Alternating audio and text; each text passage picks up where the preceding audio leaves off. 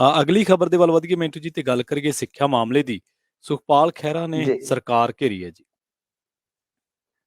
ਬਿਲਕੁਲ ਸੁਖਪਾਲ ਸਿੰਘ ਖਹਿਰਾ ਨੇ ਇੱਕ ਅੰਗਰੇਜ਼ੀ ਅਖਬਾਰ ਦੀ ਕਾਤਰ ਜਿਹੜੀ ਆ ਉਹ ਟਵੀਟ ਕਰਕੇ ਤੇ ਕੁਝ ਗੱਲਾਂ ਕਹੀਆਂ ਨੇ। ਉਹਨਾਂ ਨੇ ਭਗਵੰਤ ਮਾਨ ਹੋਰਾਂ ਉੱਪਰ ਹਮਲਾ ਬੋਲਿਆ। ਉਹ ਕਹਿੰਦੇ ਆ ਕਿ ਆ ਦੇਖ ਲਓ ਆਰਟੀਆਈ ਰਾਹੀਂ ਖਬਰ ਲੱਗੀ ਪਈ ਆ, ਹੁਣ ਤੁਹਾਨੂੰ 9 ਮਹੀਨੇ ਹੋ ਗਏ ਪੰਜਾਬ ਦੇ ਸਕੂਲਾਂ 'ਚ ਅਧਿਆਪਕਾਂ ਦਾ ਅਨੁਪਾਤ ਹੇਠਲੀ ਆਰਟੀਆਈ ਜਾਣਕਾਰੀ ਅਨੁਸਾਰ ਉਹੀਓ ਆ। ਬਦਲਾਓ ਕਿੱਥੇ ਆ? ਅਖੌਤੀ ਦਿੱਲੀ ਮਾਡਲ ਕਿੱਥੇ ਆ? ਮੁੱਖ ਮੰਤਰੀ ਭਗਵੰਤ ਮਾਨ ਸੂਬੇ 'ਚ ਅਧਿਆਪਕ ਤੇ ਡਾਕਟਰ ਮੁਹੱਈਆ ਕਰਵਾਉਣ ਦੀ ਬਜਾਏ ਸਾਡਾ ਪੈਸਾ ਪ੍ਰਚਾਰ ਤੇ ਵਹਾਉਣਾ ਬੰਦ ਕਰਨਾ। ਸ਼ਬਦ ਹਮੇਸ਼ਾ ਦੀ ਤਰ੍ਹਾਂ ਤੁਹਾਨੂੰ ਪਤਾ ਹੈ ਛੁਰੀਆਂ ਦੇ ਵਾਂਗੂ ਤਿੱਖੇ ਹੁੰਦੇ ਨੇ ਖਹਿਰਾ ਸਾਹਿਬ ਦੇ। ਤਾਂ ਇਸ ਅਖਬਾਰ ਦੀ ਕਾਤਰ ਤੇ ਜੇ ਤੁਸੀਂ ਜਾਓਗੇ ਤਾਂ ਇਹਦਾ ਮਤਲਬ ਬਹੁਤ ਜ਼ਿਆਦਾ, ਜਿਵੇਂ ਕਹਿ ਲਈਏ ਨਾ ਕਿ ਸਾਡੇ ਇੱਥੇ ਸੁਧਾਰ ਦੀ ਜ਼ਰੂਰਤ ਆ।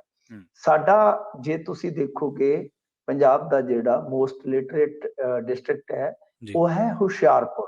ਉੱਥੋਂ ਦੀ ਆਰਟੀਆਈ ਲੱਗੀ ਆ ਜਿੱਥੇ 23.5 ਯਾਨੀ 23.5% ਜਿਹੜੇ ਗਵਰਨਮੈਂਟ ਐਲੀਮੈਂਟਰੀ ਸਕੂਲ ਆ ਉਹ ਕਹਿੰਦੇ ਆ ਕਿ ਸਿੰਗਲ ਟੀਚਰ ਤੇ ਫੰਕਸ਼ਨਿੰਗ ਕਰ ਰਹੇ ਨੇ। ਮਤਲਬ ਆਪਾਂ ਹੁਣ ਖਬਰ ਦੇ ਮੁਤਾਬਕ ਮੈਂ ਵੀ ਥੋੜਾ ਜਿਹਾ ਅੰਗਰੇਜ਼ ਬਣ ਗਿਆ। ਜੇ ਆਪਾਂ ਵੇਖੀਏ ਬਈ 23.5% ਸਕੂਲ ਜਿਹੜਾ ਸਭ ਤੋਂ ਸਾਖਰ ਜ਼ਿਲ੍ਹਾ ਹੈ ਸਾਡਾ, ਉਹਦੇ ਵਿੱਚ ਇਕਲੌਤੇ ਟੀਚਰ ਦੇ ਨਾਲ ਚੱਲਣ ਡਏ ਨੇ।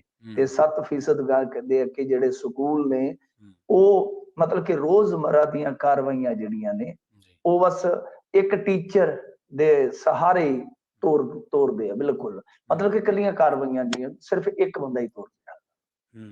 ਤਾਂ ਇਸ ਤਰ੍ਹਾਂ ਮਤਲਬ ਕਿ ਉਹ ਸਾਰਾ ਕੁਛ ਹੈ ਜਿਹੜਾ ਉਹ ਦੱਸਿਆ ਗਿਆ ਵਾ। ਹੁਣ ਇਹਦੇ ਵਿੱਚ ਕੀ ਕਹੀਏ, ਦੇਖੋ ਗੱਲਾਂ ਇਹ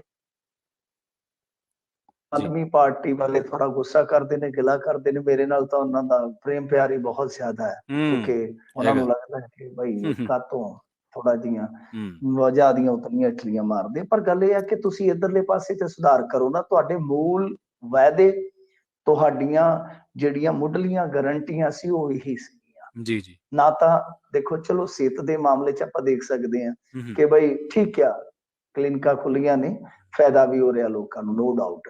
ਪਰ ਜਿਹੜਾ ਆਪਾਂ ਇੱਕ ਰੈਵੋਲੂਸ਼ਨਰੀ ਨਤੀਜਾ ਭਾਲਦੇ ਹਾਂ ਕਿਸੇ ਸੈਕਟਰ 'ਚ, ਉਹ ਤੇ ਨਹੀਂ ਨਾ ਆਇਆ ਹਾਲੇ।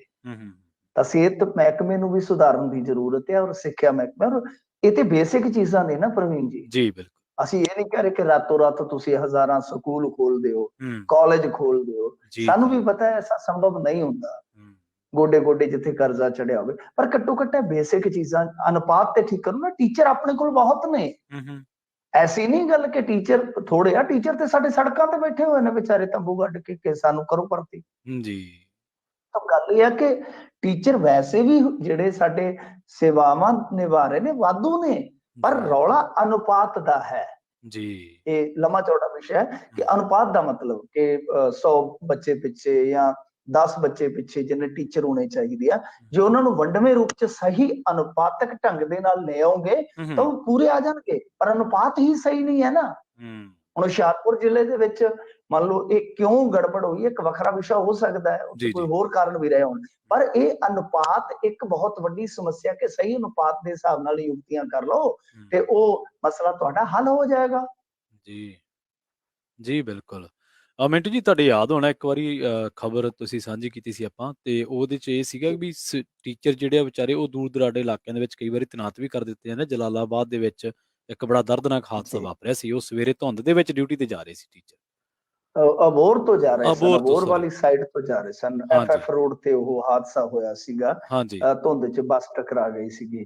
ਤਾਂ ਉਹੀ ਹੈ ਨਾ ਕਿ ਟੀਚਰਾਂ ਦੀ ਨਿਯੁਕਤੀ, ਮੇਰਾ ਮੰਨਣਾ ਇਹ ਆ ਕਿ ਅੱਜ ਦੇ ਦੌਰ ਦੇ ਵਿੱਚ ਜੇ 40-50 ਕਿਲੋਮੀਟਰ ਦੇ ਦਾਇਰੇ 'ਚ ਕਰ ਦਿੱਤੀ ਜਾਵੇ ਤੇ ਬਿਹਤਰ ਆ, ਕਿਉਂਕਿ ਗੱਡੀ ਦਾ ਪ੍ਰਬੰਧ ਹੁੰਦਾ ਜਾਂ ਮੋਟਰਸਾਈਕਲ ਦਾ ਹੁੰਦਾ। ਪਰ ਇਸ ਤੋਂ ਵੱਧ ਜੇ ਸਫ਼ਰ ਹੋਏਗਾ ਕਿਸੇ ਵੀ ਟੀਚਰ ਨੂੰ ਤਾਂ ਮੈਨੂੰ ਨਹੀਂ ਲੱਗਦਾ ਕਿ ਉਹ ਸਹੀ ਢੰਗ ਦੇ ਨਾਲ ਪੜ੍ਹਾਉਣ ਦੇ ਵਿੱਚ ਉਹ ਸਮਰੱਥ ਹੈ, ਕਿਉਂਕਿ ਸਫ਼ਰ ਬੰਦੇ ਨੂੰ ਤੋੜ ਦਿੰਦਾ ਹੈ। ਤੁਸੀਂ ਹੁਣ ਮੰਨ ਲਓ ਕਿ ਮਲੋਟ ਤੋਂ ਮੁਕਤਸਰ ਰੋਡ ਵਾਲੀ ਸੜਕ ਤੇ ਕਿਸੇ ਨੂੰ ਪਾ ਦਈਏ, ਆਪਣੇ NRI ਭੈਣ ਭਾਈ ਨੂੰ ਕਿਸੇ ਨੂੰ ਦਿਖਾ ਦਈਏ, ਤਾਂ ਉਹ ਅੱਧੇ ਘੰਟੇ ਦਾ, ਪੌਣੇ ਘੰਟੇ ਦਾ ਸਫ਼ਰ ਹੈ ਨਾ ਜਿਹੜਾ, ਉਹ ਉਹਨਾਂ ਨੂੰ ਇੰਨਾ ਤੋੜ ਦੇਗਾ ਜਿੱਦਾਂ 8 ਘੰਟੇ ਜਹਾਜ਼ 'ਚ ਬੈਠ ਕੇ ਆਏ ਹੋਣ। ਬਿਲਕੁਲ। ਕੁਛ ਸਾਡਾ ਸਫ਼ਰ ਵੀ ਇਸ ਤਰ੍ਹਾਂ ਦਾ ਹੁੰਦਾ ਹੈ ਨਾ ਜੀ, ਜੀ, ਪ੍ਰਵੀਨ ਜੀ, ਜੀ। ਸਫ਼ਰ ਬੰਦੇ ਨੂੰ ਫਿਰ ਸਟ੍ਰੈਸ ਦਿੰਦਾ ਹੈ। ਤਾਂ ਹੂੰ, ਉਹ ਇਹਨਾਂ ਜੇ ਸਾਡਾ ਅਧਿਆਪਕ ਹੀ ਥੱਕ ਗਿਆ ਤੇ ਫਿਰ ਬੱਚੇ ਦਾ ਕੀ ਬਣੇਗਾ? ਹੂੰ, ਬਿਲਕੁਲ, ਬਿਲਕੁਲ। ਮੁਕਤਸਰ ਮਲੋਟ ਰੋਡ ਮਿੰਟੂ ਜੀ ਟੁੱਟੀ ਤਾਂ ਹੈ, ਮੈਨੂੰ ਤਾਂ ਸਾਰੇ ਦਰੱਖਤ ਵੀ ਯਾਦ ਆ ਉਹਦੇ ਤੇ, ਕਿਹੜਾ-ਕਿਹੜਾ ਰੁੱਖ ਕਿੱਥੇ-ਕਿੱਥੇ ਆਉਂਦਾ ਹੈ। ਬਸ ਜੀ, ਉਹ ਪੱਟਦੇ ਨੇ ਤੁਹਾਡੇ ਅੱਛਾ। ਆਉਂਦਿਆਂ ਨੂੰ ਬਿਲਕੁਲ ਪੱਟੇ ਹੋਣਗੇ। ਜੀ, ਜੀ, ਠੀਕ ਹੈ। ਤਿਆਰੀ ਹੈ, ਉਹਦੇ ਟੈਂਡਰ ਹੋ ਚੁੱਕੇ ਨੇ ਉਹਦੇ। ਚਲੋ ਠੀਕ ਹੈ, ਫਿਰ ਤਾਂ ਆਪਣੇ ਇਲਾਕੇ ਨੂੰ ਬਹੁਤ ਰਾਹਤ ਮਿਲੂਗੀ। ਬਹੁਤ ਪਿੰਡ ਬਹੁਤ ਲੋਕ ਆਵਾਜ਼ਾਰ ਨੇ, ਕਿਉਂਕਿ ਉੱਧਰੋਂ ਲੋਕ ਜਿਨ੍ਹਾਂ ਨੇ ਗੰਗਾ ਨਗਰ ਜਾਣਾ ਉਹਨਾਂ ਦਾ ਔਖਾ ਹੈ।